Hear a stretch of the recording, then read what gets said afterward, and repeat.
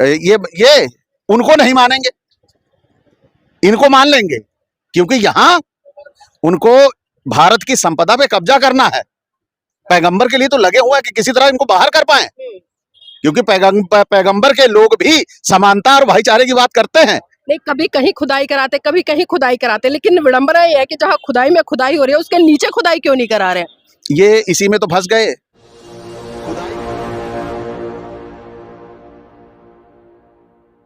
कि जो ललई सिंह यादव थे वो पागल थे, मूर्ख थे, इसलिए वो इस दिशा में चले गए और उन्होंने समाज को भी भ्रमित किया। इस पर क्या कहेंगे? ये कुछ निरक्षर लोग हैं जिनको ये ज्ञान नहीं है, जो अपनी परंपरा का, अपनी विरासत का ज्ञान नहीं है, वो ये बोल सकते हैं।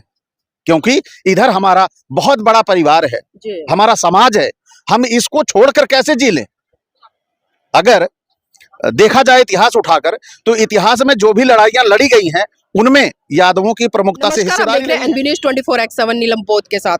साथियों, लगातार 51 दिन से महाबोधि महाब्यार मुक्ति आंदोलन चल रहा है। तमाम तरह की प्रतिक्रियाएं इस आंदोलन में आ रही हैं, तमाम लोग आ रहे हैं, जा रहे हैं। कुछ लोग इसके समर्थक है, कुछ लोग कहीं ना कहीं इसका विरोध भी कर रहे हैं। खैर, मैं उस पर चर्चा नहीं करूंगी।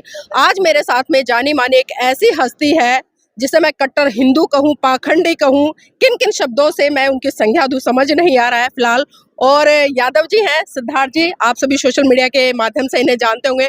अचल जी, जानना चाहूंगी, क्योंकि लगातार आपको पाखंडी कहा गया, अंधविश्वासी कहा गया, ढोंगी कहा गया, तरह तरह के शब्दों से आपको नवाजा गया, तो इसके पीछे कारण क्या था? कारण इसका बड़ा रहा है कि जब मैं जैसे हमारे समाज में पूरा समाज है पाखंडों में उलझा हुआ है, 9 दिन के व्रत करता है और खाना पीना भी नहीं खाता है। मैं तो उससे भी 10 कदम आगे था।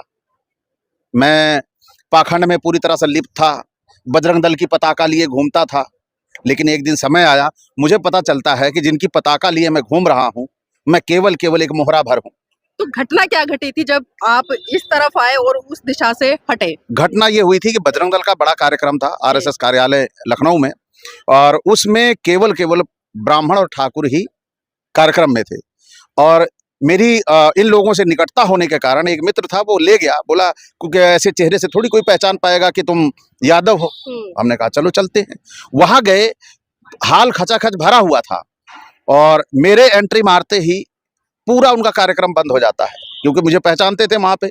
जैसे मेरी आज अपने समाज में पहचान है, इसी तरह वहां भी मेरी पहचान हुआ करती थी। मैंने जहां रहा हूं अपना बेस्ट दिया है मैंने। तो वहां पर जब मैं पहुंचा, कार्यक्रम बंद हो गया और कहा उन्होंने कि अब ये कार्यक्रम 1 घंटे बाद चलेगा। फिर गए, जिस दोस्त के साथ था मैं उसको बुलाया, मुझे बाहर खड़ा कर दिया उन्होंने। वो अंदर कह रहे हैं कि अहिरवा अंदर कैसे आ गया? अच्छा, ये बताया गया था तुम लोगों को। तो मेरे कानों तक वो आवाज पहुंच गई। फिर मुझे समझ में आया कि ये सारा का सारा हमारे खिलाफ बहुत बड़ा षड्यंत्र किया जा रहा है।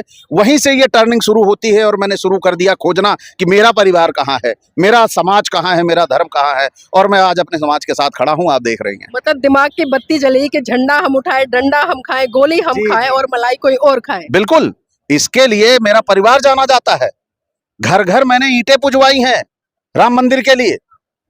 लेकिन जिस दिन पता चला ये नहीं है हमारा, उस दिन मुझे जीवन का सबसे बड़ा पश्चाताप हुआ कि मैंने कितनी बड़ी भूल की थी ना जानकारी में। तो जब उस संस्कृति से निकलकर इस संस्कृति की तरफ आए, यानी कि जो बुद्धिज्म की संस्कृति है, प्रज्ञा की संस्कृति है, ज्ञान की संस्कृति है और एक तरह से प्रकाश की संस्कृति है, तो लोगों में कुछ तो हलचल हुई होगी, खासकर उन लोगों में जिनका कल तक आप झंडा उठा रहे थे। जी, हलचल तो बहुत हुई। आज 9 FIR मेरे ऊपर है, इसके गवाह है। वही तबका कर रहा है कि अभी भी लौट आए, परेशान कर दे इसको, ये दुखी होके आ जाए।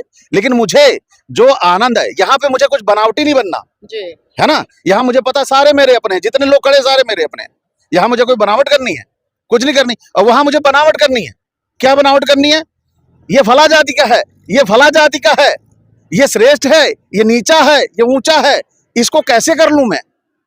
यादव जी, लगातार एक सवाल उठता है, क्योंकि ललई सिंह यादव की जब हम बात करते हैं तो एक क्रांति, एक जुनून और कहीं ना कहीं वो दृश्य सामने आ जाता है जब उन्होंने वो आंदोलन किया होगा। और आज बहुत सारे यादव समाज के लोग कहीं ना कहीं ये कहते नजर आते हैं कि जो ललई सिंह यादव थे वो पागल थे, मूर्ख थे, इसलिए वो इस दिशा में चले गए और उन्होंने समाज को भी भ्रमित किया। इस पर क्या कहेंगे? ये कुछ निरक्षर लोग हैं जिनको ये ज्ञान नहीं है, जो अपनी परंपरा का, अपनी विरासत का ज्ञान नहीं है, वो ये बोल सकते हैं।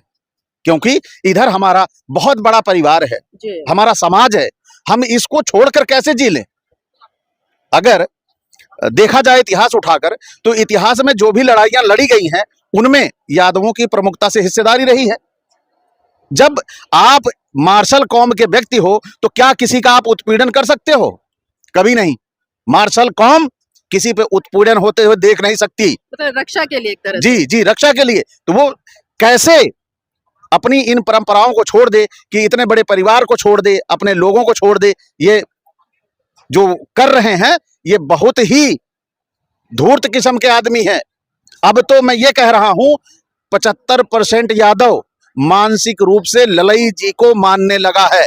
केवल अब वो विचारधारा सामने आने वाली बात है, बाकी तैयारियां पूरी हमारी चल रही हैं। लेकिन अभी देखिए उत्तर प्रदेश के एक बहुत बड़े नेता हैं, कहीं ना कहीं हम देखते हैं जब कुर्सी धुलवाई जाती है तो तब उन्हें महान पुरुष याद आते हैं, लेकिन फिर से वही कर्मकांड वही आडंबर वो करते नजर आते। तो क्या कारण है, ऐसे लोग अब तक क्यों नहीं उस संस्कृति को छोड़ पा रहे जो उनके ऊपर लगातार अत्याचार करती है, शोषण करती है? देखिए, जब हम ऑन गोइंग होते हैं, जी जैसे मैं भी तो पाखंडी ही था, अब पूर्व पाखंडी हो गया हूं, तो उसी तरह वो भी रास्ते से गुजर रहे हैं।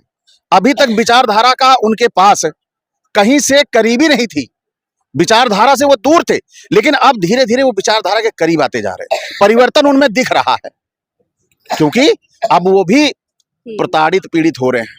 पहले नहीं थे, पहले उनको पता था कि मैं भी क्षत्रिय हूं, लेकिन जब उनका घर धुला गया तो थोड़ा सा एहसास हुआ शूद्र हूं, फिर मंदिर धुला गया, फिर पता चला शूद्र हूं। इसके बाद से अब प्रक्रिया धीरे धीरे बदल रही है, और जितना ही लोग उनके करीब जा रहे हैं, अगर हम उपेक्षित करेंगे उन्हें तो वो बदलेंगे नहीं। जरूरत है करीबी की, उन्हें उनके पास विचारधारा को पहुंचाया जाए जिससे वो बदले, और वो बदलेंगे तो देश की भी राजनीति बदल जाएगी। अचल जी, अभी आपने बात करी कि कम से कम 70% यादव समाज कहीं ना कहीं ललई सिंह यादव की विचारधारा को समझ रहा है, और ललई सिंह यादव जी की बात करें तो वो बौद्ध बने, और जिस तरह से उन्होंने सच्ची रामायण का इतिहास लिख के इस देश के सामने आंखें खोलने का काम किया, उसको पाखंडवाद से बाहर निकालने का काम किया, और तमाम प्रश्न चिन्ह इस व्यवस्था पर खड़े कर दिए जो काल्पनिक है, धराशाही है, एक तरह से रेत की ढेर की तरह की आंधी आए और एक ढेर में बह जाए। तो जानना चाहूंगी, क्योंकि मैं भी इस आंदोलन में पिछले 12 दिन से हूँ, लगातार ऑब्जर्व कर रही हूँ, आपको छोड़कर या एक दो लोगों को छोड़कर अभी तक जो यादव समाज है उसकी सक्रिय भूमिका नहीं दिखाई दे रही। तो कारण क्या है? कारण ये है, पहला तो जो जागरूक यादव हैं वो उत्तर प्रदेश में ही है, बिहार में जागरूकता की बहुत कमी है। बिहार ही नहीं, मध्य प्रदेश तो पूरी तरह से पाखंडियों का हो चुका है यादव में। तो जो जागरूकता है वो अब वहां से धीरे धीरे शुरू हो रही है। यानी मैं आया हूं, हम यहाँ पे 3 यादव आए हैं, ठीक है, इसके बाद ये सिलसिला चलता जाएगा, यहाँ बढ़ाएंगे हम संख्या, क्योंकि ये हमारी विरासत है, और हमारी विरासत अगर हम नहीं संभालेंगे तो दूसरा कौन संभालेगा? जी, 51 दिन इस आंदोलन को हो चुके हैं, आप किस तरह से देखते हैं इस आंदोलन को? ये आंदोलन को मैं इस तरह देखता हूं कि ये अपनी संस्कृति, अपनी संपदा को बचाने का आंदोलन है, क्योंकि जो ये बीटी एक्ट था, यह पूरी तरह से जिसे बोलेंगे विकृत मानसिकता का एक्ट है। क्योंकि आप देखिए, राम मंदिर बना, राम मंदिर में क्या बौद्ध को, मुस्लिम को शामिल किया गया? नहीं शामिल किया गया। तो बीटी एक्ट में कैसे हिंदू शामिल हो सकता है? नहीं, वो तो कह रहे हैं ना कि जो भगवान बुद्ध है वो विष्णु का अवतार है, कोई 13वां बता रहा है, कोई 8वां बता रहा है, कोई 12वां बता रहा है, और एक महाशय जी मिले, उन्होंने तो यहाँ तक कह डाला कि 24वें अवतार है। अभी 10 लोग मिलके मुझे कह दे कि मैं विष्णु का अवतार हूं, तो क्या वो मान लेंगे? ये सिद्ध करना पड़ेगा उन्हें कि विष्णु के अवतार वो कैसे थे। ये गपोले गा देना आसान है। नहीं, कल को अगर कोई ये कहता है कि ये जो पैगंबर है वो भी विष्णु के अवतार है, तो क्या उस बात को ये मान लेंगे? ये उनको नहीं मानेंगे, इनको मान लेंगे, क्योंकि यहाँ उनको भारत की संपदा पे कब्जा करना है।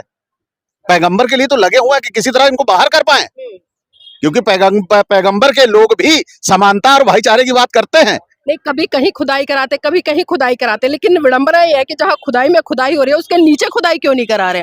ये इसी में तो फंस गए, खुदाई कराने पे ही फंसे। खुदाई करा रहे थे, बुद्ध जी निकलते थे, खबरें आ जाती थी, अब ये खुदाई के भी पक्षधर नहीं है, अब ये खोदेंगे भी नहीं। नहीं, क्योंकि अभी हम देख रहे थे जब से बीटी एक्ट का ये आंदोलन शुरू नहीं था, उससे पहले तमाम मस्जिदों को खोदने की बात की जा रही थी, लेकिन जब से बीटी एक्ट का ये आंदोलन मजबूत हुआ है कि महाबोधि महाब्यार मुक्ति आंदोलन है और बौद्ध विरासत को बचाने की बात करें, तब तक देख रहे हैं हम भारत में आरएसएस की तरफ से या भारतीय जनता पार्टी की तरफ से उन मस्जिदों की खुदाई इन्होंने बंद करा दी है। देखिए ये कराएंगे, मैं कह रहा हूं अगर ये आंदोलन और तेज हो गया तो इतने दहशत में हो जाएंगे, हवन कुंड का गड्ढा नहीं खोदेंगे ये। मतलब डरे हुए हैं। जी, हवन कुंड का गड्ढा नहीं खोदेंगे ये। अब खुदाई की तो बात ही छोड़ दीजिए। जी, चलिए जानना चाहूंगी क्योंकि आप यादव समाज से रहे हैं लेकिन अभी वर्तमान में बौद्ध है, तो मैं पुरानी पहचान पर बात नहीं करूंगी। अभी नई दिशा में बढ़कर किस तरह से एक प्रज्ञा जाग रही है और किस तरह से ज्ञान वर्धन हो रहा है? जी, इसके लिए मैंने एक संगठन का निर्माण किया हुआ है, अखंड भारत मिशन, और उसी अखंड भारत मिशन के तहत लोगों को जागरूक करने का काम कर रहा हूं और लोगों को वास्तविक जीवन का एहसास कराना है, यही मेरा उद्देश्य है। जी, यादव समाज जो बौद्ध बन चुका है, इस आंदोलन के लिए क्या संदेश देना चाहेंगे ताकि अपनी भी हो सक्रिय भूमिका इस आंदोलन में निभा सके? संदेश यही देना चाहेंगे कि ये हमारी विरासत है, हमें अपना वजूद बचाने के लिए, अपनों के लिए एकजुट होना होगा, तभी हम इस देश में सुरक्षित संरक्षित रह पाएंगे।